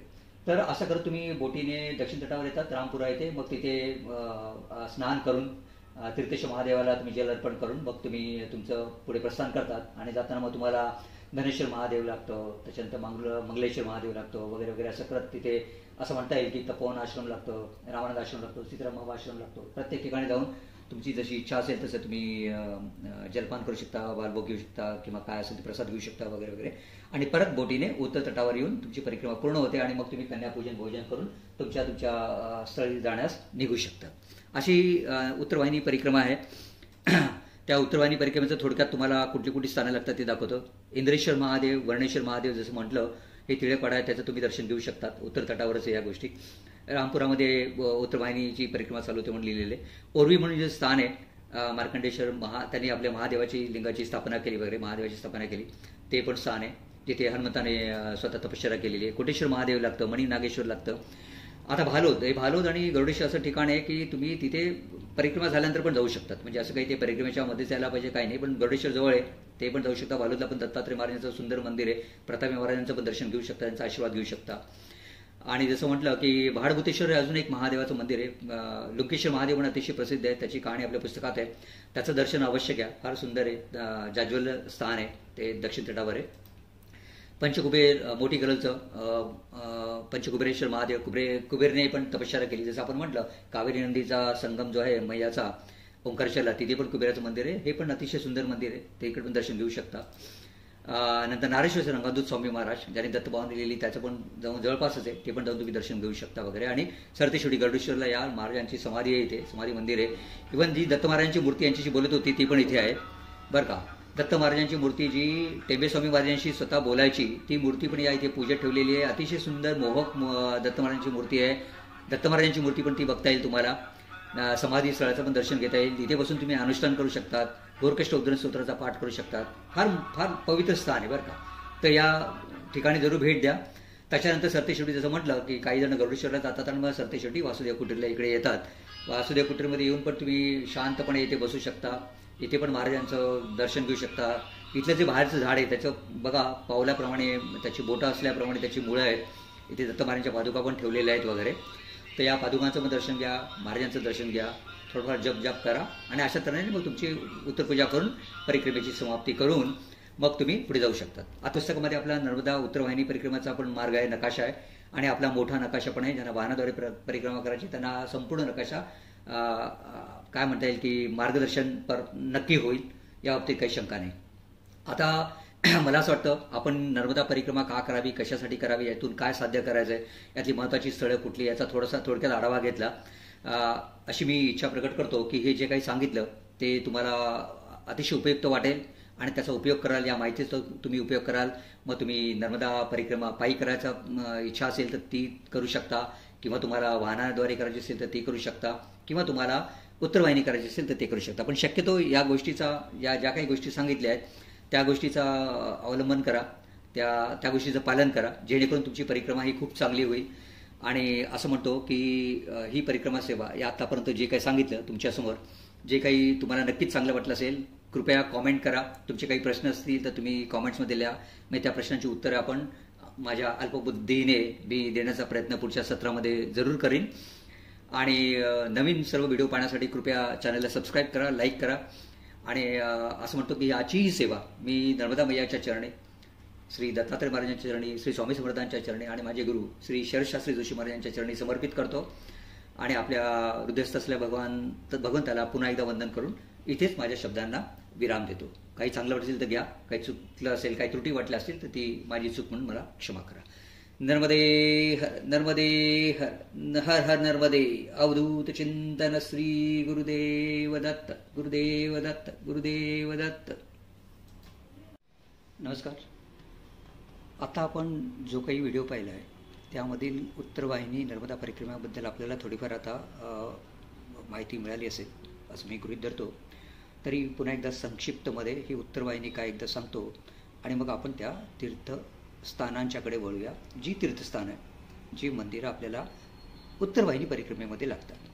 आता उत्तरवाहिनी म्हणजे काय, उत्तरवाहिनी परिक्रमा म्हणजे काय? आता असं आहे, जसं आपल्याला माहिती आहे की गंगा ही काशी क्षेत्र ठिकाणी उत्तरवाहिनी झाली म्हणून काशीला गंगेमुळे महत्त्वाचं तीर्थस्थान मानलं जातं. आता अशीच ही नर्मदा मैया जी पूर्वेकडून पश्चिमेला वाहणारी म्हणजे पश्चिम वाहिनी आहे, हीच नर्मदा मैया काही कालावधीमध्ये उत्तरवाहिनी होते. आणि ज्या कालावधीमध्ये ती उत्तरवाहिनी होते आणि जेव्हा आपण त्याची परिक्रमा करतो त्या परिक्रमेला उत्तरवाहिनी परिक्रमा असं म्हणतात. आता ही उत्तरवाहिनी केव्हा होते तर चैत्र मासमध्ये ही उत्तरवाहिनी होते. म्हणजे गुढीपाडव्यापासून जे चैत्र अमावास्यापर्यंतचा जो कालावधी आहे या कालावधीमध्ये आपण तिची परिक्रमा करू शकतो. आता आपण हे अगोदर बघितले की उत्तरवाहिनी 3 ठिकाणी होते. त्यापैकी एक स्थान जे सरदार सरोवरमध्ये जलप्रवाह झाल्यामुळे ते गेलेले आहे, त्यामुळे तिथे काही जाऊ शकत नाही कोणी. दुसरं स्थान जे रामपुरा ते टिळकवाडा आहे ते सगळ्यांनाच माहिती आहे, प्रचलित आहे आणि तिथेच मुख्यत्वे ही परिक्रमा केली जाते. तिसरी परिक्रमा जी 65 किलोमीटरची आहे, आता आपण त्याच्यावर विचार नको करायला, कारण ती कठीण आहे. कारण मंडलाचा जो भाग आहे तो जंगलाचा भाग आहे, निर्जन भाग आहे, तिथे अनेक हिंस्र पशुपक्षी पण आहेत. आणि असं म्हणता येईल की ती एवढी 65 किलोमीटरची परिक्रमा आपल्या शरीराला झेपणारी नाही आहे. तर त्यामुळे आपण ही रामपुरा ते टिळकवाडा ही 21 किलोमीटरची परिक्रमा करून असं म्हणायचं की आपल्या शारीरिक क्षमतेनुसार ही परिक्रमा करायची आणि जी होईल ती फुलाची पाकळी मैयांना एक सेवा म्हणून अर्पण करायची. आता असं प्रचलित आहे, जर एखाद्याला पायी परिक्रमा 3500 किलोमीटरची पायी परिक्रमा जमली नाही तर त्याने ही उत्तरवाहिनी परिक्रमा मात्र निश्चितच करावी. याचा संदर्भ, याचा उल्लेख हा स्कंद पुराणात आला आहे, मत्स्य पुराणात आला आहे, कुर्म पुराणात आला आहे. बरोबर आहे. आता हे चैत्र मासमध्ये जसं आपण म्हटलं की ही चैत्र मासातच फक्त ही नदी उत्तरवाहिनी होते आणि ती काही ठिकाणीच होते. म्हणजे रामपुरा ते टिळकवाडा आणि मांगलोर जो भाग आहे, मांगरोलचा भाग आहे, त्या भागामध्येच फक्त ती उत्तरवाहिनी होते. नंतर ती परत पश्चिम वाहिनी होती आणि या कालावधी संपला की पुन्हा ती पूर्ववत पश्चिम वाहिनी होते. एवढं लक्षात ठेवा. आता हे फार महत्त्व का आलेलं आहे याला, आता तुम्हाला अगोदर सांगितलं ही नर्मदा मैया कोण आहे, ही शिवकन्या आहे. आणि हिने काय सांगितलं, एका वरापैकी एक जो वर प्राप्त झाला त्याच्यात तिने सांगितलं माझ्या किनारी जर कुणाला मृत्यू आला तर त्याला शिवलोकाची प्राप्ती व्हावी. आणि भगवान शिवानी तिथे आराधना केली, भगवान शिव तिथे स्थित आहे, सगळ्या देवांनी तिथे आराधना केली. ती तपोभूमी आहे म्हणून आपल्याला सगळ्यांना माहिती आहे. बरोबर आहे. आता विशेष करून या उत्तरवाहिनीमध्ये असं पुराणामध्ये उल्लेख आलेला आहे की ही चैत्रवाहिनी उत्तरवाहिनी चैत्र मासामध्ये का केली जाते तर या ठिकाणी भगवान विष्णूंचा वास असतो. म्हणजे भगवान विष्णू इथे निवास करतात. त्यामुळे असं म्हटलं आहे पुराणामध्ये की जो कोणी ही उत्तरवाहिनीची परिक्रमा करतो त्याला वैकुंठाचा लोक प्राप्त होतो, म्हणजे विष्णू लोकाची प्राप्ती होते. हे फार महत्त्वाचे लक्षात ठेवा. आणि इतर वेळी जसं आपण मोठ्या परिक्रमेमध्ये सांगितलं तर ही शिवकन्या आहे, त्याच्यावर शिवकृपा आहे वगैरे वगैरे, ही तपोभूमी आहे आणि मग आपल्याला शिवलोकाची प्राप्ती होते परिक्रमा केल्याने किंवा नर्मदा पुराण ऐकल्याने वगैरे वगैरे या गोष्टी आलेल्या आहेत. बरोबर आहे. आता आपल्याला हे जे आपण परिक्रमा चालू करतो, आता असं कुठेही शास्त्रात लिहिलं नाही की याचं उत्तर तटावरून चालू करा का दक्षिण तटावरून चालू करा. पण आता एक लक्षात घ्या, या जर आज आपण परिक्रमेचं बघितलं तर उत्तरवाहिनीला जवळजवळ नाही म्हटलं तर 40-50-60 हजार व्यक्ती या उत्तरवाहिनी परिक्रमेला या 1 महिन्याच्या कालावधीमध्ये येतात. आता कल्पना करा, जर कोणी उत्तर तटावरच आलं किंवा दक्षिण तटावरच आलं आणि त्या एका आश्रमात किंवा 2 आश्रमात किंवा 3 आश्रमात जर गेले तर एवढे लोकांची सेवा देणं कुठल्याही आश्रमाला शक्य नाही. त्यांची पूर्ण व्यवस्था ढासळून जाऊ शकते. मग याच्यातनं काय होणार, त्यांची फजिती प्लस जे परिक्रमा वाचलेले त्यांच्या अपेक्षा तर भरपूर असतात. बरोबर आहे, ते तर काय फार मोठी सेवा करतात असं नाही, मग त्यांच्या पत्रिका ते निराश पडते. म्हणून एवढा करता नर्मदा मैयाने काय केलेले आहे, प्रत्येकाला एक सोयीनुसार सांगितलं. कारण पुराणात तसा कुठेही उल्लेख नाही की तुम्ही अमुक ठिकाणीपासून चालू करा. आता म्हटलं जातं रामपुरापासून दक्षिण तटावर चालू केली जाते, पण जसं मी म्हणतो जसं आपण मोठी परिक्रमा ओंकारेश्वरवरनं उचलतो किंवा अमरकंटकवरनं उचलतो किंवा नेमावरनं उचलतो आणि पूर्वात त्या स्थानी परत येतो वगैरे, तसंच आपल्या कन्व्हिनियन्सप्रमाणे आणि ज्या तटाच्या आश्रमाशी तुमचं सूत जुळले, तुमचे विचार जुळलेत, जिथे तुम्ही अगोदर जाऊन आलाय, ज्या परिक्रमेच्या सेवेचा तुम्ही आनंद लुटला आहे आणि त्या लोकांनाही तुम्हाला तुमची सेवा करायला, तुमचा आदरातिथ्य करायला आनंद वाटतो, अशा लोकांची आपण पुन्हा एकदा जोडण्यात काही हरकत नाही आहे. तर अशाप्रमाणे आपण उत्तर तटावरून करत असाल तर आपण उत्तर तटावरून चालू करून मग रेंगण या गावी येऊन 10.5 किलोमीटर अंतर साधारण चालावं लागतं आणि मग रेंगण गावी येऊन नावेने आपण उत्तर तटावरून दक्षिण तटावर रामपुरा साईडला जातो. मग रामपुराचं परत आपण 10.5 किलोमीटरचं अंतर पार करतो आणि पुन्हा सीताराम बाबांचा जो आश्रम लागतो तिथून परत नावेने आपण उत्तर तटावर येतो. आणि मग सरते शेवटी जिथून आपण परिक्रमा चालू केली असते तिकडे यायचं, तर पूजा करायची, कन्यापूजन भोजन करायचं आणि मग तुम्ही तुमच्या घरी निघाला किंवा कुठल्या स्थानी निघाला तुम्ही मोकळे व्हाल. बरोबर. आता हे अशा तऱ्हेने या सगळ्या गोष्टी आहेत. आता या विविध ठिकाणी विविध गोष्टी लागतात. आता त्या काय लक्षात ठेवा, मात्र एक जसं इथे सांगितलं आहे की आपण जेव्हा नावेने रेंगणच्या इथून नावेमध्ये आपण दक्षिण तटावर जातो ते आपल्याला प्रथम स्नान करायचं, अर्थात निघण्यापूर्वी पण स्नान करायचं, संकल्प करायचा, मग निघायचं, एवढं लक्षात ठेवा. आणि मग पुन्हा एकदा स्नान करून मग तुम्ही तिथल्या दक्षिण तटावर तीर्थेश्वर महादेवाला जलार्पण करायचं आणि मग अनेक देवळांच्या दर्शन घेत मग तुम्ही त्याप्रमाणे परिक्रमा पूर्ण करायची. आता इथे जी महत्त्वाची स्थाने लागतात त्याबद्दल आपण जरा बघूया. आता असं म्हटलं जातं, समजा धरून चला की तुम्ही टिळकवाड्यावरनं वासुदेव कुटीर इथून जर परिक्रमा चालू केली तर तुम्ही जेव्हा तिथून चालू करतात तर आपण एक एक स्थान आता बघायचं. आता पहिल्यांदा आपण बघूया हे तिळकेश्वर महादेव काय, सगळ्यात पहिला हा टिळकवाडा काय.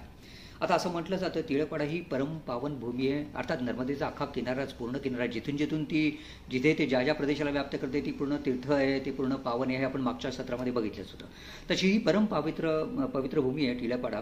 का पवित्र भूमी आहे? कारण वैवस्वत मनु याचा जो मुलगा आहे, आता हा वैवस्वत मनु कोण त्याचं मी तुम्हाला थोडीशी कल्पना नंतर देतो.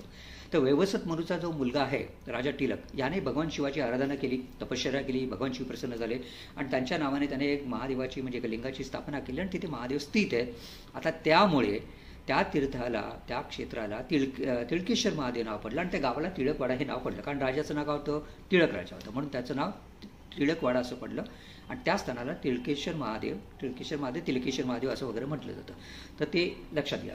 आता वैवस्वत मनुचा मुलगा हा आहे, त्या वैवस्वत मनुबद्दल आपण थोडंसं नंतर जाणून घेऊया. बरोबर आहे. आता नंतर आपण बघितल्यानंतर आणखी कुठली क्षेत्र येतात? गौतमेश्वर महादेव येतात. आता हे उत्तर तटाचं मी बोलते. आता गौतम मुनी तर सगळ्यांनाच माहिती आहे. गौतम मुनींची अतिशय मोठी तपस्वी वगैरे, तर ब्रह्मदेवाच्या शरीरापासून उत्पन्न झालेले जसे 7 ऋषी उत्पन्न झाले तसे अनेक हे अजून 3 ऋषी उत्पन्न झाले, त्यातले एक ऋषी वगैरे. तर हे गौतम ऋषी महान तपस्वी होते. यांची पत्नी अहिल्या तुम्हाला माहितीच असेल. गौतम ऋषींच्या शापामुळे अहिल्याचं शिळेत रूपांतर झालं आणि मग रामाने त्या शिळेचा उद्धार केला, अहिल्याचा उद्धार केला असं सांगितलं जातं. ही कथा तुम्हाला माहितीच असेल. तर असे तपस्वी गौतम ऋषी यांनी तपश्चर्या केलेली, त्या गौतमेश्वर महादेव त्यांनी पण असंच महादेवाला प्रसन्न केलं आणि मग त्यांच्या नावाने लिंग स्थापन केलं. तर त्या गौतमेश्वर महादेवाला पण तुम्ही जाऊ शकता, तिथले दर्शन घेऊ शकतात. हा झाला एक दुसरा भाग. आता आपण जर वासुदेव कुटीरपासून चालू केलं तर आपल्याला माहिती आहे टेंबेस्वामी महाराजांनी म्हणजे वासुदेवानंद सरस्वती स्वामी महाराजांनी आपल्या 23वा चातुर्मास त्यापैकी एक चातुर्मास त्यांनी तिथे केला बरं का. तर हा गरुडेश्वरला जशी त्यांची समाधी आहे तसं इथे त्यांनी एक चातुर्मास केला. तर ती वासुदेव कुटीर, या वासुदेव कुटीरमध्ये दत्त महाराज यांच्या पादुका वगैरे, त्या पादुकाचं तुम्ही दर्शन घेऊ शकता. तिथे असं म्हणतात तिथे मारुतीचं पण दर्शन घेऊ शकता, म्हणजे तिथल्या रामेश्वर महादेवाचं दर्शन घेऊ शकता, मारुतीचं दर्शन घेऊ शकता. तर हा मारुती जो आहे, हा मारुती एक विशिष्ट वेगळ्या पद्धतीचा मारुती आहे. आता या मारुतीची स्थापना कोणी केली? तर श्री समर्थ रामदास स्वामींनी याची स्थापना केली. हा कुठल्या विशिष्ट पद्धतीचा आहे? हा ज्ञानमुद्रेचा आहे. आता ज्ञानमुद्रा म्हणजे काय? आपला अंगुठा आणि ही तर्जनी ही एकत्र जोडायची आणि बाकी सगळी बोटं अशी करायची आणि आपण जे ध्यान करतो त्याला ज्ञानमुद्रा असं म्हणतात. या ज्ञानमुद्राचा हा मारुती इथे स्थापित आहे. आपल्या पूर्ण भारतामध्ये असं म्हणतात की 3 ठिकाणी या मारुतीची स्थापना केलेली आहे, त्यापैकी हे एक महत्त्वाचं स्थान वासुदेव कुटीर, लक्षात घ्या. तर हे मारुती धाम आहे, त्याचं तुम्ही दर्शन घेऊ शकतात. जसं मी सांगितलं तसं गौतमेश्वर महादेवाचं दर्शन घेऊ शकतात, तिळकेश्वर महादेवाचं दर्शन घेऊ शकतात, नंतर मणिनागेश्वरचं दर्शन घेऊ शकतात. आता हे मणिनागेश्वर स्थान काय? तर कश्यपांना 2 पत्नी होत्या.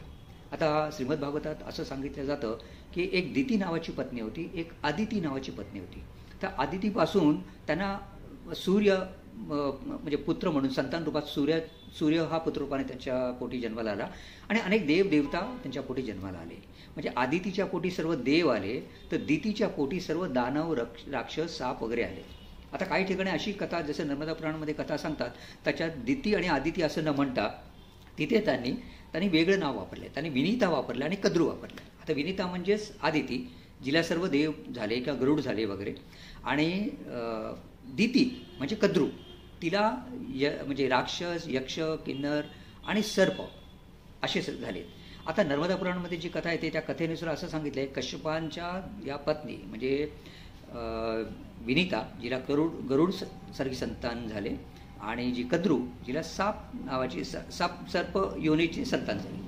आता काय झालं, तर एकदा त्यांना शुभ्र असं धवल पांढरा शुभ्र असा घोडा, तर तो घोडा त्यांना आकाशात दिसला. तर आकाशात दिसल्यानंतर या दोघी बसल्या होत्या. तर विनीता म्हणाली तो सफेद रंगाचा घोडा आहे. तर कद्रू म्हणाले नाही नाही, तो काळ्या रंगाचा घोडा आहे बरं का. तर आता अशा दोघांच्यामध्ये पैज लागली. आता मग काय कद्रूने काय केलं, आपल्या सगळ्या मुलांना बोलवलं नंतर सेपरेटली, आणि त्यांना सांगितलं तुम्ही एक काम करा, तुम्ही सगळे साप त्या अश्वाच्या रोमारोमात म्हणजे छिद्रात समाविष्ट, म्हणजे तो सफेद जो आहे अश्व तो काळा होईल. आता कसा होता, तो काळ वेगळा होता. तर त्यावेळी तिचे मुलं म्हणाले नाही नाही, आम्ही असं खोटं बोलणार नाही, कारण आम्हाला माहिती आहे तो अश्व कसा आहे, सफेद आहे.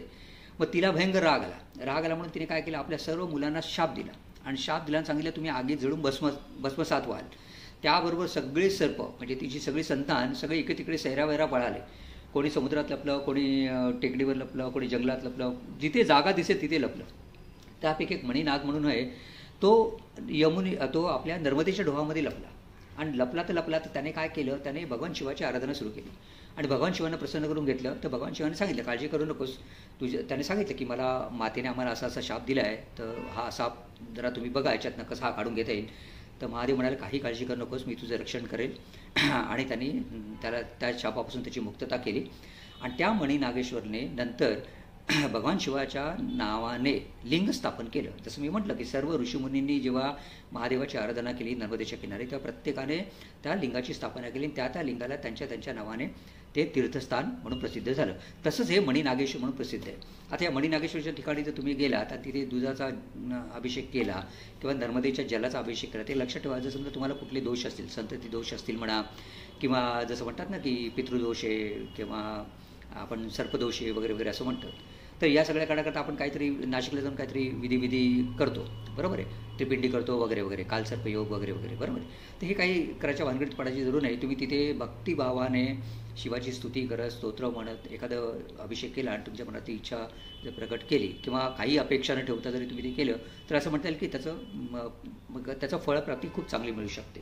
तर हे असं स्थान आहे मणिनागेश्वर. तर कृपया तुम्ही ते मणिनागेश्वरला शांतपणे बसा, तिथे जी सेवा तुम्हाला जशी जमेल त्या पद्धतीने करा. आता उरलेलं स्थान कुठलं, उत्तर तटातलं सप्तमातृका मंदिर. आता सप्तमातृका म्हणजे काय, 7 माता. आता माता म्हणजे जगन्माता, बरोबर आहे. आता आपण सगळ्या नद्यांना लोकमाता म्हणतोच, नर्मदा मैयाला पण आपण मैया म्हणतोच. तर या सप्तमातृकेचं मंदिर म्हणजे काय, तर या सप्तमातृका कोण आहेत, या सप्तमातृकांचा उल्लेख जर तुम्ही दुर्गा सप्तशती वाचला असेल तर त्याच्यामध्ये आलेले आहे. तर दुर्गा सप्तशतीमध्ये या 7 मातेंचं जे उल्लेख आले त्या कोण कोण आहेत ते आपण आता बघूया.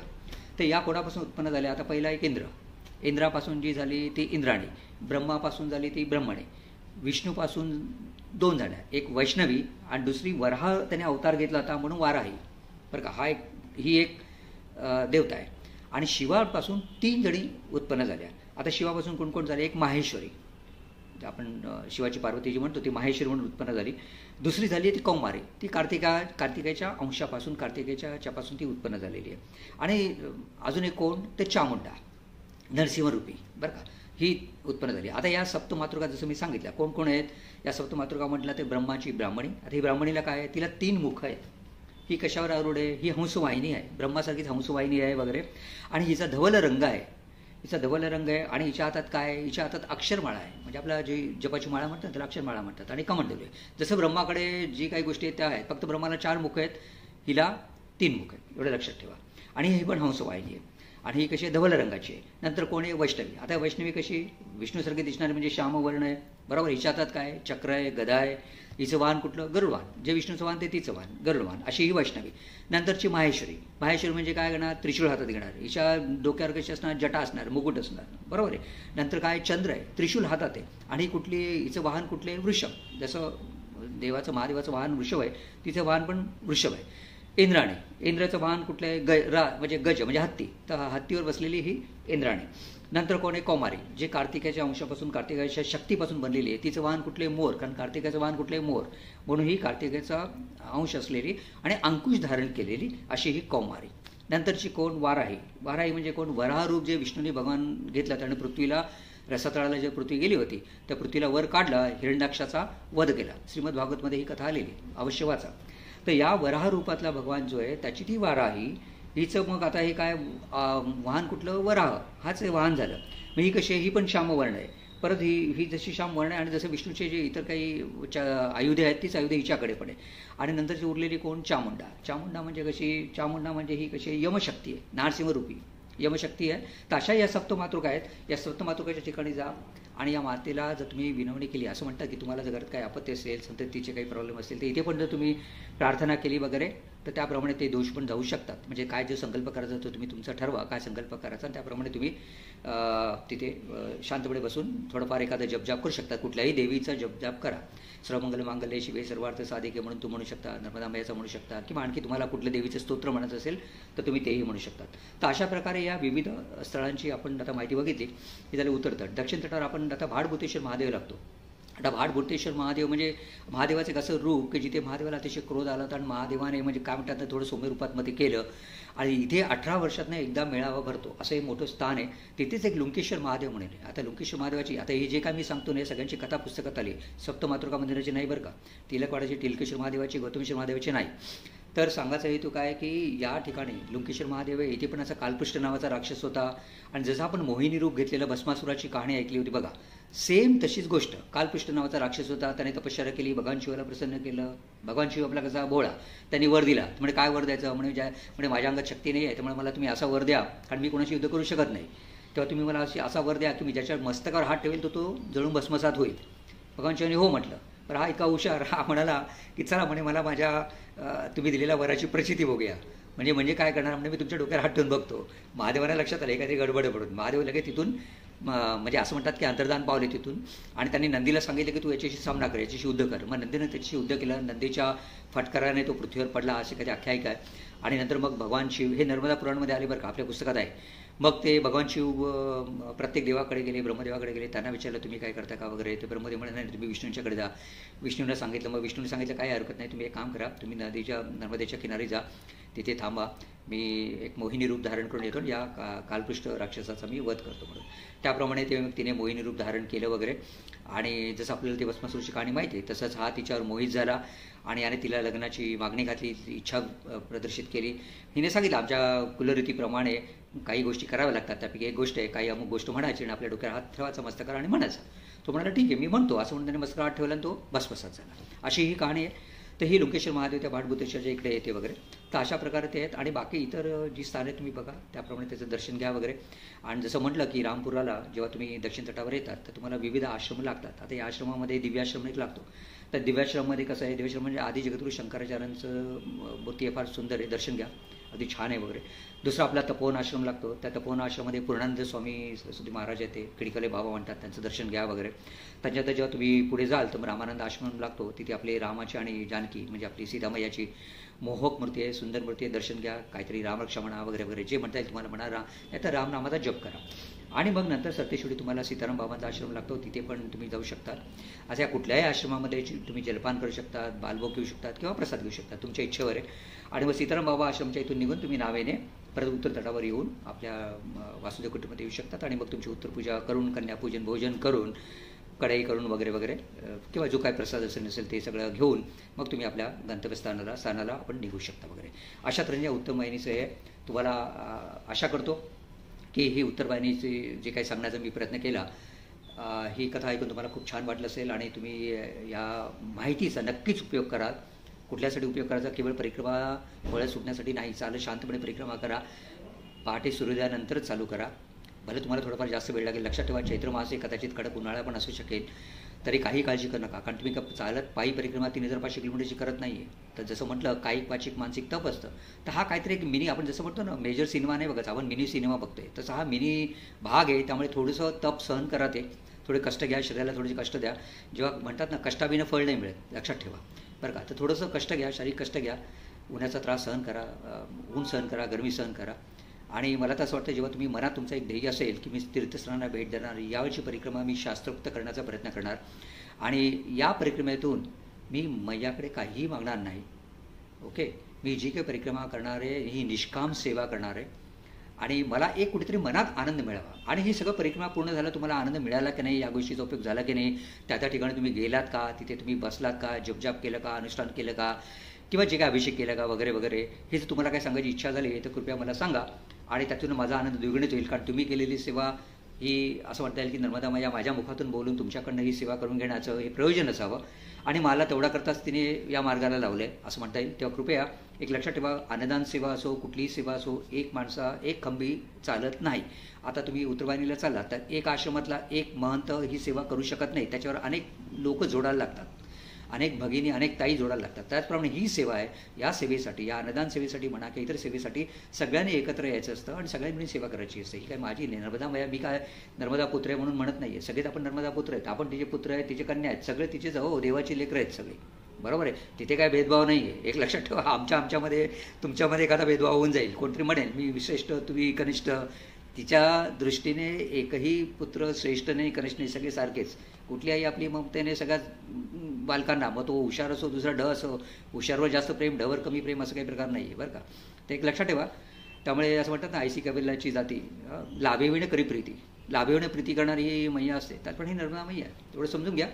आणि एवढं बोलतो, मला वाटतं मी फार बोललो. प्रत्येकदा प्रार्थना करतो श्री स्वामी समर्थ महाराजांना, श्री दत्त महाराजांना, नर्मदा मैयांना की आपल्या सर्वांवर अखंड कृपा राहो, अखंड प्रेमाचा वर्षा हो आणि आपली ही परिक्रमा सेवा लवकरात लवकर पूर्ण करून घेऊ. मग ती 3500 किलोमीटरची परिक्रमा असो किंवा उत्तरवाहिनी परिक्रमा असो, लवकरात लवकर ही परिक्रमा व्हावी आणि आपल्याला या सेवेचा आनंद मिळावा अशी इच्छा व्यक्त करतो, प्रार्थना करतो आणि माझ्या शब्दांना विराम देतो. नर्मदे नर्मदे. अवधूत चिंतन श्री गुरुदेव दत्त, गुरुदेव दत्त, गुरुदेव दत्त.